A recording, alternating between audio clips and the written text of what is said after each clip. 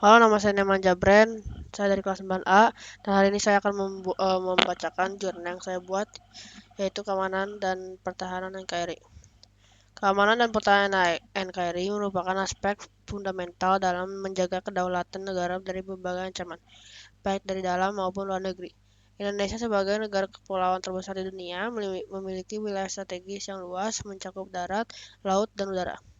Oleh karena itu, tantangan yang dihadapi sangatlah kompleks, mulai dari ancaman militer hingga non-militer seperti terorisme, separatisme, perompakan, hingga ancaman siber yang akan berkembang. Untuk menjaga keamanan wilayahnya, Indonesia mengedepankan prinsip pertahanan rakyat semesta atau HANRATA yang melibatkan seluruh komponen bangsa, baik dari unsur militer maupun sipil. Dalam menghadapi ancaman eksternal, Tentara Nasional Indonesia atau TNI menjadi garda terdepan. TNI memiliki 3 matra, yaitu Angkatan Darat, Angkatan Laut, dan Angkatan Udara, yang masing-masing bertanggung jawab melindungi kedaulatan wilayah darat, laut, dan udara. Penguatan alat utama sistem persenjataan atau alutsista terus dilakukan untuk menghadapi berbagai potensi ancaman yang mungkin timbul. Selain itu, kerjasama dengan negara-negara tetangga dan organisasi internasional seperti ASEAN juga terus diperkuat melalui latihan bersama dan diplomasi pertahanan guna menciptakan stabilitas kawasan. Ancaman non-militer juga menjadi perhatian serius bagi Indonesia. Terorisme dan radikalisme, misalnya, dapat mengancam stabilitas nasional. Pemerintah, Badan Nasional Penanggulangan Terorisme, dan kerjasama dengan berbagai lembaga lainnya terus berupaya mengatasi hal ini dengan pendekatan preventif dan represif. Selain itu, ancaman di dunia maya atau siber juga menjadi tantangan baru yang harus dihadapi sering dengan perkembangan teknologi. Keamanan siber menjadi salah satu fokus utama dalam menjaga infrastruktur kritis negara seperti perbankan energi, dan telekomunikasi. Selain ancaman militer, Indonesia juga dihadapkan dengan berbagai tantangan non-militer, seperti terorisme dan radikalisme. Terorisme merupakan ancaman serius bagi stabilitas nasional, terutama setelah munculnya kelompok-kelompok ekstremis yang terinspirasi oleh ideologi radikal.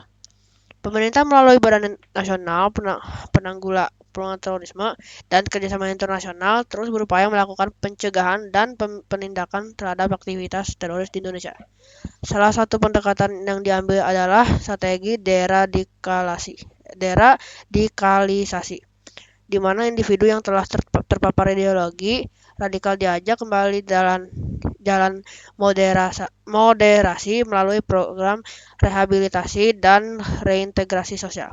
Selain itu, peran Polri dalam menjaga keamanan dalam negeri juga sangat penting. Polri bekerja sama dengan TNI dalam beberapa operasi penegakan hukum, terutama dalam penanganan konflik internal seperti di Papua.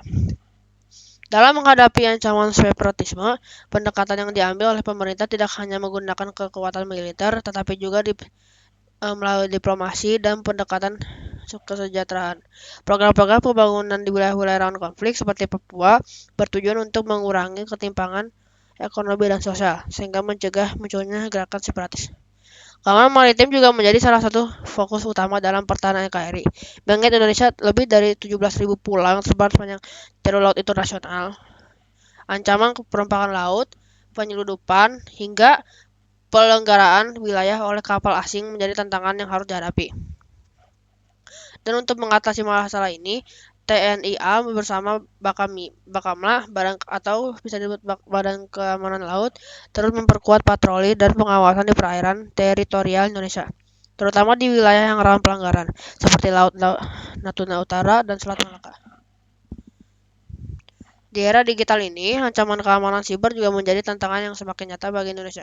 Infrastruktur vital seperti sektor energi, telekomunikasi, dan perbankan sangat rentan terhadap serangan siber. Pemerintah melalui Badan Siber dan Sandi Negara atau bisa disebut BSSN berperan dalam menjaga keamanan informasi dalam mencegah serangan siber yang rusak.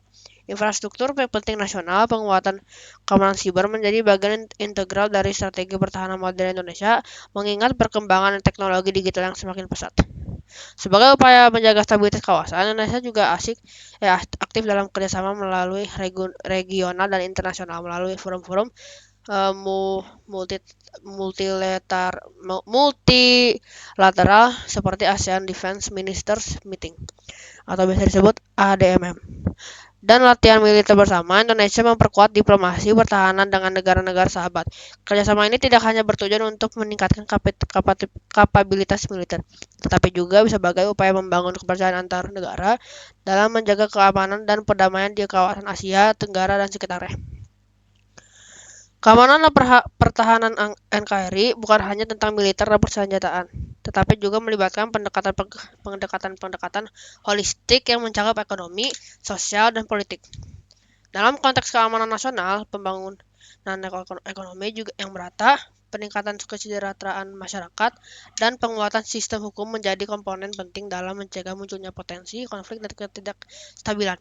Oleh karena itu, pemerintah terus berupaya memperkuat ketahanan nasional melalui kebijaksanaan bersifat komprehensif dan inklusif. Dan segitu saja dari saya. Terima kasih dan selamat siang.